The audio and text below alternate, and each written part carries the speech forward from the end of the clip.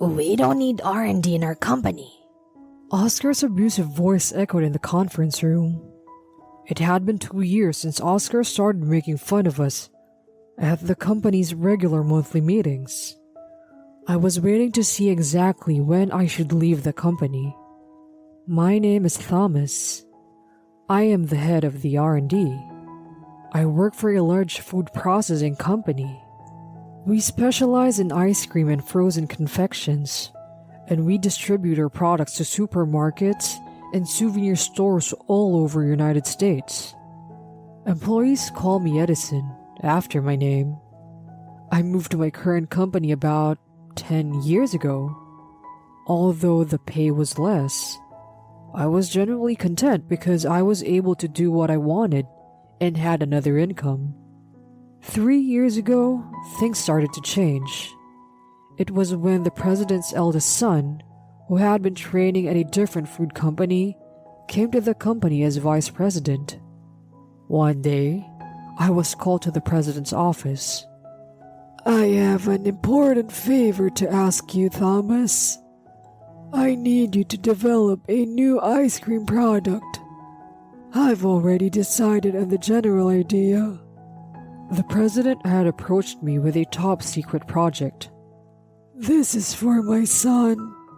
It will be difficult for the other employees to accept my son as the next president. If my son makes a big hit product at the same time he joins the company, I thought that the employees will be happy to have him as a successor." "Yes, I think that would be a good idea." I nodded in agreement. "So here's the thing, Mr. Edison. We want to surprise everyone, so please don't tell them it was my idea. Let's say it's the R&D's idea, and I'll reveal that it was mine after the product is released." The vice president snickered mischievously. "If we can make a blockbuster product, our business performance will increase, and our employees' salaries will rise. We might even be able to offer extra bonuses." "An extra bonus would be nice. So then, what's your idea?" The vice president smiled. "A hamburger." The vice president replied with a smile. My mind went blank for a moment. I tried to think and process what he said. "A hamburger? Ah, I get it. You mean colorful ice cream. You said earlier it was a new ice cream product. Taking a cue from everyone's favorite, hamburgers." I interpreted this to mean that they were developing a new ice cream product with a variety of flavors. But the vice president said, "No, that's not it. It's everybody's favorite food, hamburger, in the form of an ice cream. It's a new and fun product, isn't it? I'm sure it's going to be a big hit." "Are you serious?" The president's attitude made me turn a straight face. "I was surprised at first, but isn't it a novel idea? I thought of it with the vice president. I couldn't have come up with such an idea on my own. This is the age of the internet, and I'm sure that there are people out there who would buy it just for the fun of it." There was no way I could stop them if the president and vice president were willing to do it. My R&D staff and I thought it would never sell, but we worked hard to develop the product. At the time of the internal announcement, the sales department and the other departments were, as expected, not fond of the idea. However, the president and vice president pushed the product to market, saying, "We've gone to a lot of trouble to create this product, so let's trust our R&D department." The president and vice president never mentioned that it was their idea. As expected, the product did not sell. In fact, the product went into a surprisingly large deficit, which led to all employees' bonuses being cut that year. Furthermore, the vice president called me in and said, Please say that it was not my idea and that you guys did it on your own. You must keep it a secret. Do you understand? From that moment on, I did not like the boss and his son. Oscar in sales department couldn't buy the car he wanted because of the bonus cut, and he became overtly hostile to me. What's with you, Edison? You've only graduated from high school. You're getting ahead of yourself. I was often criticized in passing by him. At the company's regular meeting, at the beginning of each month, he would always make it difficult for us. Since Oscar was like that, the people around him would imitate him and harass me. I thought about resigning, but I held out for the sake of those working under me. Then, the day of the regular meeting came again. There, Oscar made an outrageous statement. Let's get rid of the R&D. My mind went blank. What are you saying all of a sudden? You've made a lot of mistakes in the past, you know. You've made a terrible mess of things like the hamburger-flavored ice cream. Oscar glares at me and clears his throat. He looks around and explains loudly. Listen up, everyone. We already have a series of very popular products. For the time being, we will be more profitable if we work on developing sales channels rather than product development. If this series of products stops selling, we can start research and development in new. R&D departments are all about labor costs. We don't need a department that will only cause losses to the company. Oscar glanced at me. He has only graduated from high school. R&D would be better off in the hands of someone else. The other employees listened in silence. Some of them were nodding their heads. I stared at the president and the vice president. The president and vice president looked away from me and remained silent with difficult expressions on their faces. Oscar continued. I've actually bought on board a talented individual with a sales expertise from one of the largest companies in the industry. He's a 24-year-old man from a major general trading company. If we can learn about sales from him, our sales should go up and we'll be profitable. Some were surprised while they agreed that that would be a great idea. But others seemed not to be surprised at all, as they probably had already heard about it. Perhaps if we could get those experts to develop a sales channel for us, our business might pick up. Surely, selling the products we already have is more important than developing products that don't make any money. The sound of crackling applause echoed in agreement with Oscar. Oscar was completely smitten. So, everyone, let's fire the high school graduate who can't give us any profit. He shouted. The conference room fell quiet for a moment, perhaps because he had said too much. No one agreed with Oscar's statement while I was present, but no one disagreed either. Are you sure? I quietly said and looked at the president. Before the president could answer, Oscar spoke up. It's natural. From now on, we'll use the experts we've brought in from the big companies. He smiled condescendingly at me. I didn't care about Oscar though. Are you sure you want to get rid of the R&D? Are you sure you want to fire me? I repeated. The atmosphere was so heavy that no one around me spoke a word. The president was not very articulate, but answered. I'm sorry to tell you this, but Oscar has a point. I think we should focus on sales rather than development. Does the vice president share your opinion? I asked, and the vice president, unlike the president, was very clear. I think Oscar is right. We can outsource R&D when it becomes necessary. And I think it would be too heavy a burden for a high school graduate like you to take on such an important job as R&D. He looked somewhat relieved. So, the president and vice president have made it clear now. Oscar gave a snickering smile. I was ready for this. I knew that the president and vice president were trying to get rid of me by remaining silent about the hamburger-flavored ice cream. If the president or vice president would cover for me here, I thought I could make things go peacefully.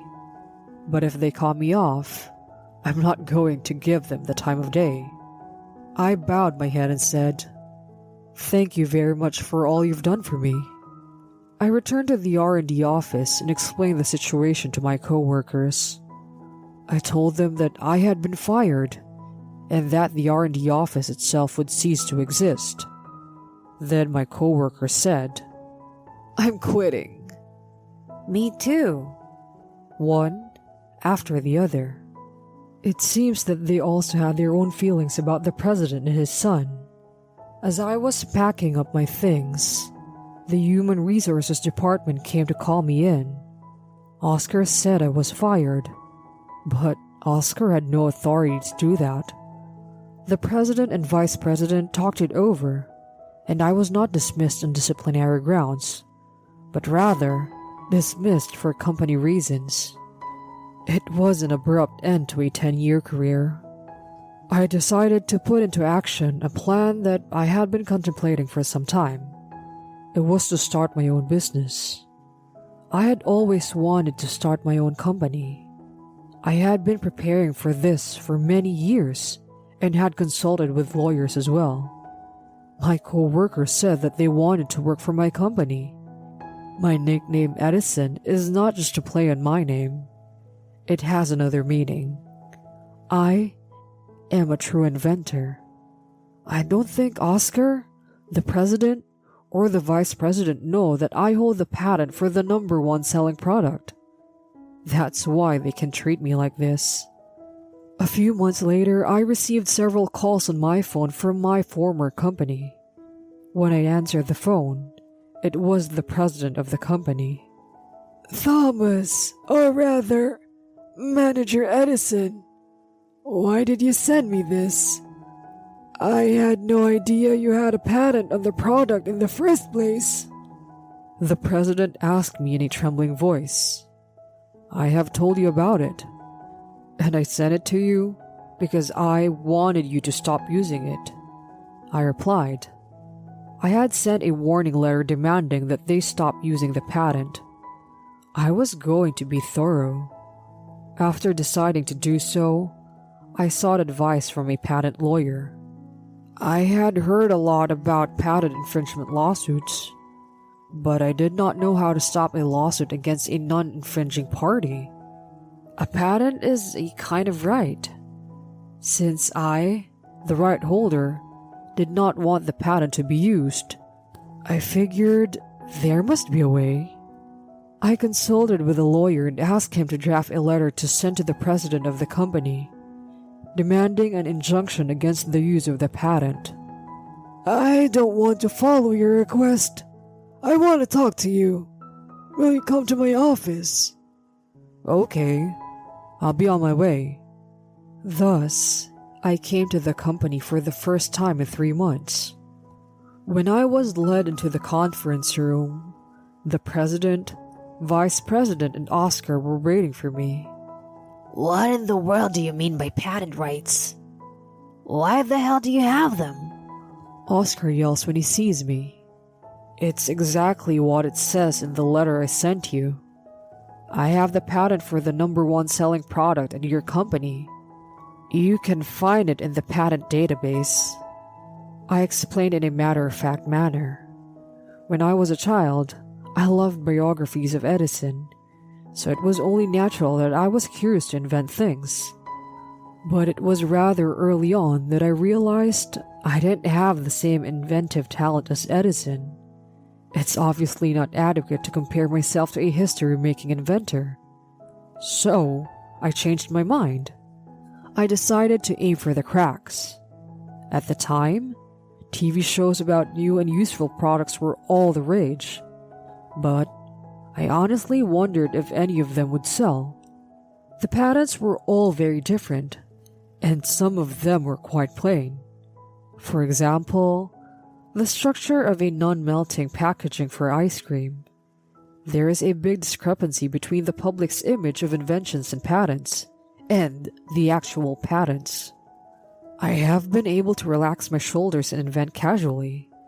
So I came up with various ideas while attending a technical high school. When I think about it now, I created a lot of weird inventions.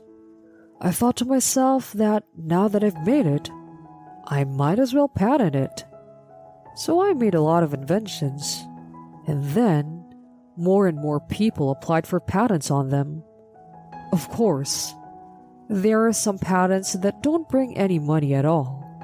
Some inventions, however, bring in a large amount of patent fees, like the current #1 selling product. I won the grand prize at an invention competition for students and got a job at a major company. But I could not do research as I wanted at a big company. And even if I made something, all the rights belonged to that company. I wanted to keep the rights for myself.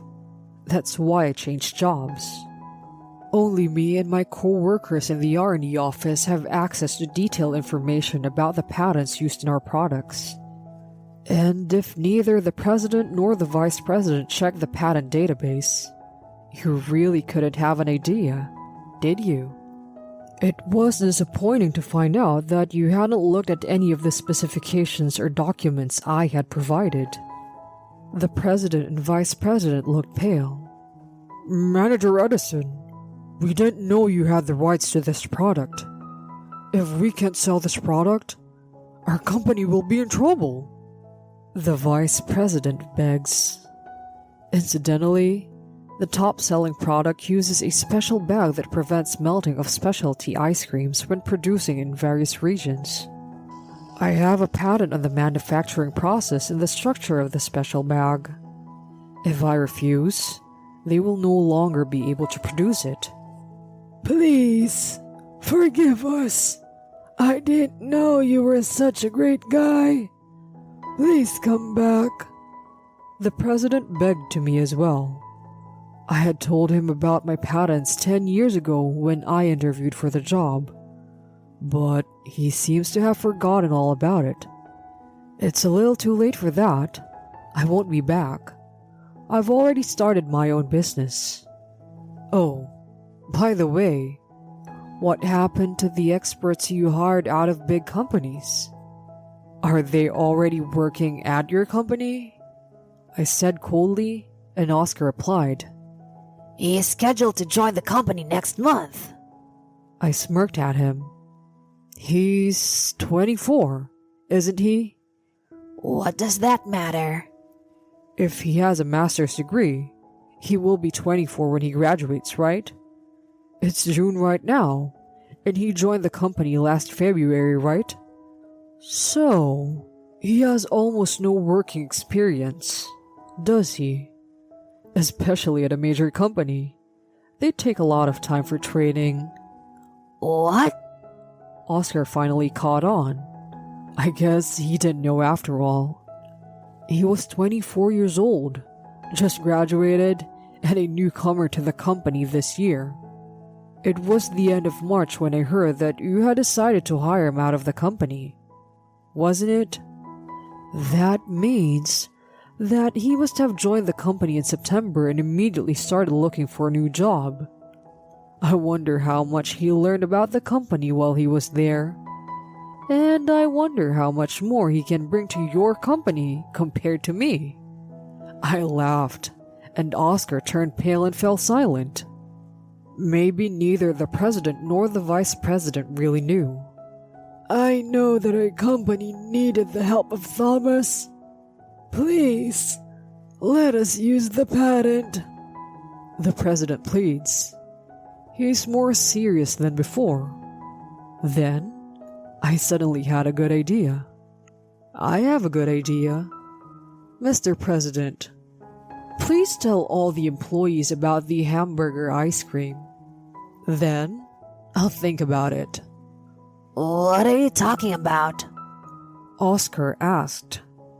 I glanced at the conference room door.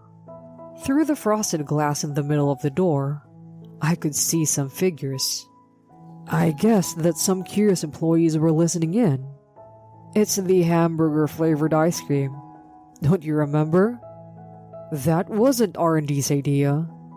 It was the vice president's idea. We opposed to it until the very end. But in the end, we were framed. I opened the conference room door, exposing myself in a loud voice. A few employees were about to fall over. What? Wasn't it the sole decision of the R&D department? The employees were muttering in surprise, and I felt relieved. The vice president forced us to create the product in order to take credit for it. Then, I was made to take responsibility for the failure. Right, Mr. President? Mr. Vice President? I want an apology. I finally said what I wanted to say for a long time. After that, the president and vice president said in sync, "I am very sorry about what happened," and apologized to me. They promised to pay all the members of the R&D department a nuisance fee.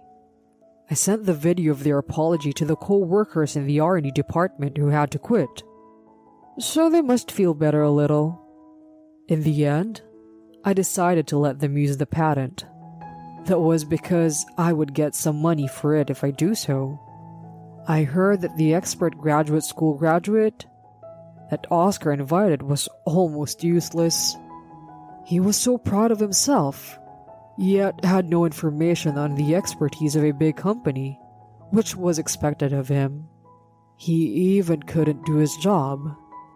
They were having a hard time figuring out what to do about him because they couldn't just fire him.